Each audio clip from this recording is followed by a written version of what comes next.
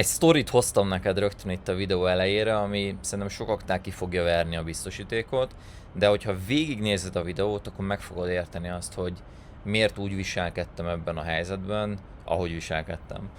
Nem olyan régi a történet, egy-két évvel ezelőtti egyébként, hogy rendeltem online egy konyhai eszközt, egy ilyen igazából zöldségaprítót, egy 10 pár ezer forintos vásárlás volt, és amikor kibontottam a csomagot, akkor láttam azt, hogy gyakorlatilag oké, megjött az áru, tök szuper, bedugtam nyilván a konnektorba, és hát nem működött. Vagy le volt égve a motor, vagy valamilyen problémája volt. Ugye garanciálisan ezt lehet nyilvánvalóan ilyenkor cserélni, vissza lehet battyogni az üzletbe, vagy vissza lehet küldeni, vissza lehet postázni, fel lehet hívni az ügyfélszolgálatot, lehet írni egy e-mailt, és elkezdtem ezt csinálni, de rájöttem kb. Így a harmadik, ötödik percben, hogyha én most elindulok ezen az ösvényen, akkor oda fogok kiukadni, hogy drágább lesz a hús, mint a leves, vagy amit megnyerek a réven, azt elveszítem a vámon, ugye a klasszikus esete fog bekövetkezni, hiszen ugye amíg én ezzel foglalkozom, addig akár pénzt is kereshetnék, és az a pénz, amit megkeresek, az lényegesen több lesz, mint ami úgymond az az összeg, amit megnyerek azzal, hogy visszakapom ennek a vásárlásnak az ellenértékét. És itt persze bejön az a kérdés, hogy mennyire vagyunk racionálisak, mennyire van egy ilyen belső igazságérzetünk, hogy én akkor is utána megyek, kiverem belőlük azt a pénzt, hogyha nekem egy hibás terméket küldtek. De most fogsz igazán megrökönyödni, megfogtam ezt a terméket, beraktam kukába, és megrendeltem egy újat. És miért nem mentem utána ennek a garanciális történetnek? Miért nem mentem be az üzletbe? Miért nem írtam e-mailt? Miért nem hívtam fel az ügyfélszolgálatot? Azért, mert egy pillanatnyi fejszámolás alatt kiszámoltam azt, hogy az óradíjam a sokszorosa annak, mint amiben ez a termék került. Tehát nekem, hogyha elkezdek ezzel foglalkozni, és csak egy fél órát is eltöltök ezzel, akkor már biztos, hogy pénzt veszítek. És még úgyis, hogyha még egyszer megveszem ugyanezt a terméket, még úgyis beljebb leszek, mint hogyha én ezzel egy egész órát eltöltenék. Nem beszélve arról a nyűgről, ami az utánajárással jár, ami abszolút nem építi így a mindennapjaimat, meg a közérzetemet. És erre mondhatod azt, hogy úristen, de nagyra van magával ez a gyerek, mennyire el van szállva magától. De itt nem erről van szó, ezt szeretném hangsúlyozni. Mindenkinek fontos tisztában lenni azzal, hogy mennyit ér a saját ideje. És a legtöbb ember ezzel nincsen tisztában. Tehát, hogyha most alkalmazottként, vagy akár vállalkozóként nézed ezt a mai videót, akkor pontosan meg fogod tudni határozni, már is mondom, hogy hogyan, az, hogy mennyi az óradíjad, és az óradíjad mentén fogsz tudni döntést hozni arról, hogy mik azok a feladatok, amivel érdemes foglalkoznod, és mik azok a feladatok, amiket érdemes lenne kiszervezned, vagy teljesen igazából így rágondolnod se, hogy az neked valaha is a feladataid közé tartozzon. És a számítás az baromi egyszerű, bár a legtöbb ember soha nem jut el odáig, hogy ezt kiszámolja. Igazából, hogyha megnézed az éves bevételed, ugye nyilván alkalmazottoknál ez tök egyszerű, gyakorlatilag az összes fizetésedet összeadod, és itt érdemes szerintem belerakni amúgy a kafetériát, érdemes belerakni egyéb juttatásokat, esetleg 13. havi vagy bónuszt is, tehát egyszerű a számítás, fizetésed szor 12, plusz egyébként, hogyha van valamilyen éves prémiumod, bónuszod, akkor azt is érdemes ehhez hozzáadni. Tehát annyi a lényeg, hogy a szumma éves juttatásodat azt egy összegbe kéne tudnod meghatározni. Ugye nyilvánvalóan egyszerű, hogyha van egy kafetéria kereted éves szinten, akkor az tök egyszerű metód, hogy pontosan mennyi az éves kafetéria keret, hozzáadod a fizetésed szor 12 höz ezt, és hogyha még van ezen kívül valamilyen prémium, azt még hozzádobod ehhez a történethez. Ha esetleg van céges autód, akkor én azt javaslom, hogy számolj azzal úgy, hogy ilyen havi 200-300 ezer forint, vagy 400 ezer forint, attól függ, hogy milyen kategóriájú autót kapsz a cégtől. Csak azért, hogy tényleg itt tisztában legyél azzal, hogy összjuttatás szempontjából mi az, amivel rendelkezel, és utána mi történik ezt követően, utána már is mondom a bűvös számot, amivel ezt el kell osztanod, annak érdekében, hogy megtudd az óradíjadat. Vállalkozóknál egy picit más a helyzet, ott még egyszerűbb a történet, éves árbevétel csak szimplán elosztott 3000-rel, és meg fogod kapni az óradíjadat, itt főleg nyilván egyéni vállalkozókról beszélek, ha valaki már egy Kft. Formában, ZRT formában, társasvállalkozás formában működik, akkor értelemszerűen kicsit komplexebb a matek, ebben most nem fogunk belemenni ebbe a videóba, de a lényeg igazából, hogy vállalkozó vagy 3000-rel oszd el az összbevételedet, ha pedig alkalmazott vagy, akkor mindent, amit itt az imént megbeszéltünk, ossz el 1920-szal. Ez a leggyakoribb szám, amit szoktak használni. Valaki nem tudom 1890-et mond, van aki 1935-öt. Nekem 1920 az a szám, amiben én leginkább hiszek, de hogy ez inkább hit kérdése, különböző kalkulációk vannak ezzel kapcsolatban, utána nézel ChatGPT-n vagy az interneten, akkor fogsz találni ebbe gondolatokat. Ami igazából itt szerintem érdekes, hogy abban a pillanatban, amikor leosztod az ősz fizetésedet, juttatásaidat, prémiumodat, kafetéria keretedet, mindenedet 1920-szal, akkor várhatóan ki fog jönni egy 5, 10, 15, 20, 25, 30 ezer forint körüli érték, nyilván fizetésnek a függvényében. Itt azért nagyon nagy lehet a szórás, attól függően, hogy milyen területen dolgozol, mennyi pénzt keresel. És ez azért nagyon fontos ez az információ, mert hogyha megvan az, hogy neked mondjuk az éppen aktuális óradíjad, az mondjuk 20 ezer forint, akkor egy 2-3-5 ezer, 10 ezer forintos garanciális ügyért bármennyire is életidegennek hangzik talán elsőre a gondolat, de nem éri meg lehajolni. Mert ebben az esetben igazából jobban jársz, hogyha ezt kiszervezed, jobban jársz, ha nem foglalkozol vele, jobban jársz, ha újra megrendeled a terméket, és azt a felszabadult időt, ami itt rendelkezésre áll, azt 2 dolog közül az egyikre fordítod. Vagy arra, hogy többet dolgoz, és ezáltal több pénzt keres ebben az időben, nyilvánvalóan így rögtön hasznot realizálsz, ez ugye nem minden esetben tudja egy alkalmazott megtenni, ezt szeretném hangsúlyozni, vagy a másik opció az, hogy ezt az időt arra fekteted, amire Warren Buffett is azt mondja, hogy a legjobb befektetés a saját magunkba fektetünk, tehát gyakorlatilag abba fekteted, hogy a saját idődet arra fordítod, hogy nőjön a bevételtermelő képességed. Ez lehet skilleknek a megtanulása, tanfolyamokon való részvétel, önfejlesztés, önképzés, nyelvtanulás, bármi, de hogy igazából arra allokálod ezt az időt, hogy te magad több és jobb legyél, ennek okán több pénzt keres, és ennek okán legyen lehetőséged arra, hogy később még könnyebben hoz meg ilyen döntéseket. És nyilván amikor azzal szembesülsz esetleg, hogy annyira alacsony az óradíjad, mondjuk egy ilyen 5-7 ezer forint, amiből még nem igazán tudsz úgymond ilyen döntéseket meghozni, mert még lehet, hogy még a takarítónő is drágábban árazza az óráját, és most ezen nem megbántani akarok, csak a realitásról beszéljünk, akkor igazából tudnod kell, hogy egyetlen egy feladatod van a mostani időpillanatban, az, hogy növeld a bevételtermelő képességed, magyarul értékesebb munkavállalóvá válj, vagy értékesebbé válj olyan oldalon, hogy egy másik területre váltva esetleg elkezd több pénzt keresni. Mert hogyha nem tudod kiszervezni az életed egyetlen egy területét sem, mert te vagy az, aki a legalacsonyabb bérrel rendelkezik, akkor bárhogy is nézzük, de rossz helyen dolgozol, vagy egy olyan helyen dolgozol, ahol nem vagy megbecsülve. Egyetlen egy kivétel létezik, hogy nem érdemes váltanod, ez a kivétel az, hogyha te úgy érzed, hogy ez életed állása, te ebben jól érzed magad, és neked a pénz nem számít, amúgy is levegővel táplálkozol, teljesen mindegy. Nyilván ebben a helyzetben maradj ott, ne válts. Viszont, hogyha van benned ambíció, van benned akarat, hogy többet szeretnél elérni, el szeretnél jutni valahova a karrieredbe, szeretnél egy nagyobb bevételhez hozzájutni, egy jobb egzisztenciális helyzetet teremteni magadnak és a családodnak, akkor értelemszerűen érdemes ezt a felszabadult időt, bármekkora időről is legyen szó, a saját fejlődésednek vagy a bevételtermelésnek szentelni. Mert ebben az esetben rögtön hozamot tudsz realizálni ezen az egyedüli döntésen is. Nézzünk hétköznapi példákat, most nem tudom, zöldségaprítónak a példáját nézzük, mert lehet, hogy még nincsen, nem tudom, 15 ezeres, 20 ezeres óradíjat, tehát hogy nyilvánvalóan azt tudod mondani, hogy jó, hát ez hülyeség, mert ha még egyszer megrendelem, akkor már kétszer annyiba került, az 30 ezer, 30 ezeret bőven nem keresek óránként, jó, akkor ezt az egészet, ez nekem nem is szól, nem is foglalkozok ezzel. Butaság, szeretném hangsúlyozni.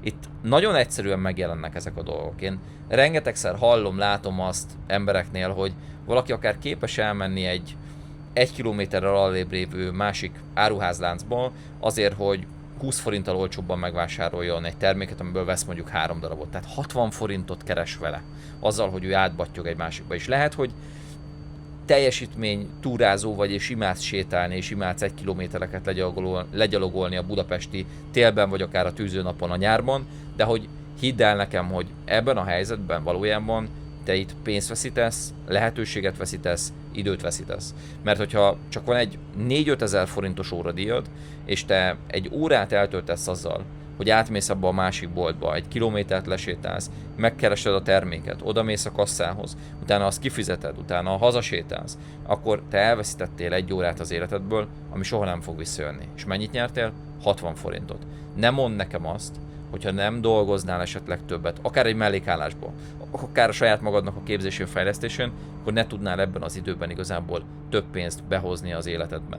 Úgyhogy ez egy nagyon érdekes gondolat, és szerintem ezt muszáj minden egyes döntésnél amennyire lehet figyelembe venni, és szeretném azt hangsúlyozni, hogy ez egy tanulási folyamat. Mert a legtöbb esetben igazából ezeket a döntéseket az elején nagyon-nagyon nehéz meghozni érzelmileg.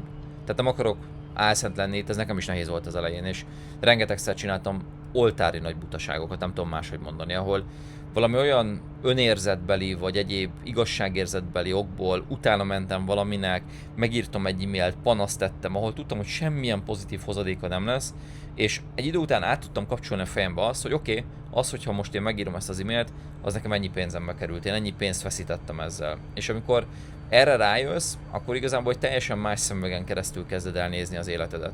És nem szeretném azt, hogy marcangold magad, és mostantól úgy állj hozzá, hogy oké, hogyha én most megnézek egy 8 részből álló Netflixes minisorozatot, akkor elveszítettem 8 órát, azt felszorzom az óradíjammal, úristen, én most itt buktam 50 000. Tehát, hogy nem erre gondolok, nem azt szeretném, hogy tönkretedd a magánéleted, meg a szórakozásod, meg a pihenésed, ez ugyanúgy egy fontos része az életednek. Csak szerintem vannak olyan területek, ahol érdemes megfogni az időt, ahol érdemes megfogni a pénzt, ahol érdemes átgondolni azt, hogy tudnánk hatékonyabbak lenni, jobbak lenni. És pont itt egyébként a kiszervezés, ez egy ilyen terület. Tehát, hogy lehet, hogy egyébként az online vásárlás, bevásárlás pénzbe kerül, mert van egy házhozszállítási díj. De hát itt álljunk meg egy pillanatra, hogyha van egy 1500 forintos házhozszállítási díj, és neked az óradíjat 5000, akkor jó döntés elmenni a boltba és ezt az 1500 forintot kvázi megspórolni? Én inkább úgy mondom, hogy azt az órát elveszíteni, és azba a hitbe lenni, hogy te megspórolsz 1500 forintot? Nyilvánvalóan nem. És itt ehhez kell egy hosszú távú gondolkodás, mert rövid távon kétségtelen, hogy 1500 forinttal beljebb vagy. Sőt, még az is lehet, hogy még 1-2 forintot még meg is spórolsz a bevásárláson, mert lehet, hogy online néhány termék drágább, benne van a pakliba. De azt érdemes neked mérlegelni, hogy rövid távon nyerek 1500 forintot, de hosszú távon, ha én ezt hetekig, hónapokig, évekig űzöm, akkor mennyi idő az, amit elveszek magamtól, mennyi fejlődési lehetőség az, amit elveszek magamtól, és mennyi megkereshető pénz, amit elveszek magamtól, mert tételezzük fel azt, hogy tudnál másodállást vállalni, tudnál esetleg mondjuk többet dolgozni, túlórázni a munkahelyeden, tehát hogy tudnál az adott idő alatt, amíg te valamilyen feladattal foglalkozol, lényegesen több pénzt keresni, vagy növelni a bevételtermelő képességed. És ha ezen a szemüvegen keresztül kezded el nézni a mindennapokat, és itt főleg a mindennapoknak a szükséges teendőiről beszélek, bevásárlásról, takarításról, garanciális ügyeknek az intézéséről, bármilyen olyan banális feladatról, amit a legtöbb ember azt gondolja, hogy ezt nem tudom megúszni, ezt nem tudom kiszervezni. Dehogy nem tudod kiszervezni. És itt azt tudom mondani, hogy a legtöbbször a kiszervezésnek a költsége az jellemzően sokkal alacsonyabb, mint az, hogyha te hosszú távon azt a feladatot saját magad végzed. És amit itt még behoznék a képbe, és szerintem ez egy nagyon-nagyon fontos gondolat, hogyha elkezdesz így tekinteni az idődre, hogy nekem 1 órá mennyi pénzt ér, akkor sokkal kritikusabban állsz hozzá azokhoz a különböző tevékenységekhez is, ahol nettó időpazarlás az, amit csinálsz. És itt nem csak a házi munkára gondolok, nem csak a szükséges rossz feladatokra, hanem akár a hétköznapi életnek a mindennapi dolgaira is. Tehát szerintem ez egy nagyon érdekes kísérlet, kezdj el ezzel egy picit játszani, hogy számolt ki az óradíjad, oszd el, hogyha vállalkozó vagy 3000-rel, hogyha alkalmazott vagy 1920-szal az, hogy mennyit keresel évente, és utána bármilyen feladat, amit mielőtt elkezdesz megcsinálni, tedd fel magadnak a kérdést, hogy ki tudnám én ezt valakinek olcsóbban szervezni. És próbálj meg ne rövid távon gondolkodni, ne úgy gondolkodni, hogy az 1500 forint lesz az, ami megoldja az életedet. Mert hidd el nekem, hogyha 1500 forintot megspórolsz egy házhozszállításon, abból nem lesz családi házad, abból nem lesz luxusautód, abból nem lesz olyan befektetésed, ami utána így passzívan az életedet biztosítja. Tehát, hogy szeretném azt hangsúlyozni, hogy nem ezeken az 5 dolláros döntéseken, vagy 1500 forintos döntéseken múlik az életed, hanem sokkal inkább az 500 000 forintos, 5 milliós vagy 50 milliós döntéseken. És ez azért nagyon fontos szerintem, mert általában ezeknek a döntéseknek, a nagyobb pénzügyi döntéseknek az oldalán hozunk kifejezetten rossz döntéseket. Könnyedén mondunk igent egy iPhone-ra, hogy én ezt megérdemlem. Könnyedén mondunk igent egy drágább, mondjuk albérletre, egy drágább autóra, erre nekem szükségem van. A család ezt megérdemli. Ezért dolgoztam igazán keményen. De azt nem számoljuk ki, hogyha mondjuk van egy autónknak egy törlesztője havonta, azért mondjuk mi hány órát dolgozunk. És ez lehet, hogy egy nagyon kellemetlen dolog lesz, de hogyha vezeted a költségeidet, ha még nem, akkor kezd el vezetni, de ha vezeted a költségeidet, akkor nézd meg, hogy adott költségelemekhez, ami az életedhez, a mindennapjaidhoz szükséges, azért te hány órát dolgozol. És utána ez már egy teljesen másik gondolatmenet lesz, hogy ezen a szemüvegen keresztül vajon megéri annyi órát dolgozni ezért. És ugye amikor tudjuk az óradíjunkat, akkor rengeteg dolog egy teljesen más megvilágításba kerül. Az egyik ugye az, hogy innentől kezdve bármilyen olyan banális, hétköznapi egyszerű feladat, amit eddig mi végeztünk el, és égettük el a drága időnket, égettük el a bevételünket, nem tudom máshogy mondani, és nettó pénzt veszítettünk ezen, az egy másik köntösbe, egy másik megvilágításba kerül, és elkezdünk úgy gondolkodni, hogy tudnám ezt kiszervezni, hogy tudnám ezt a feladatot nem elvégezni, hogy tudnék ezzel időt nyerni, hogy tudnék ezzel pénzt keresni. És amikor elindultok ezen a gondolkodáson, akár legyetek vállalkozók, akár alkalmazottak, akkor ez a szabadság irányába mutat ez a gondolat. És higgyétek el, hogy több pénzbe fog kezdetben ez kerülni, biztosan, és biztosan fogtok hibázni is ebben. De ahogy ráéreztek ennek az ízére, egy idő után abba az irányba fogtok elmenni, hogy szabadabb emberré váltok. Mert nem ti fogtok foglalkozni az otthoni dolgokkal, nem ti fogtok foglalkozni a mosással, bevásárlással, tisztítóval, garanciális ügyekkel, egyéb dolgokkal. És erre lehet azt mondani, hogy jó, Gellért, hát persze, ezt így könnyen mondod, te már nem tudom, tök máshol tartasz, stb. Neked más a bevételed, te ezt megteheted, de hogy az a helyzet, hogy régen én se tehettem meg. Tehát ezt szeretném hangsúlyozni, hogy ugyanúgy nulláról indultam, mint mindenki más, sőt azt mondom, hogy kifejezetten nem voltam jó anyagi helyzetben, így a gyerekkoromban, fiatalkoromban nem egy gazdag családból származom. Tehát, hogy nem az volt, hogy én ezt láttam egész életemben, hogy minden feladatot kiszervezünk, ott van a komornyék, ott van a lakályunk bent a lakásban, a házvezetőnő, és mindenki mindent megcsinál helyettünk. Szó nincs erről. Nem ebben szocializálódtam.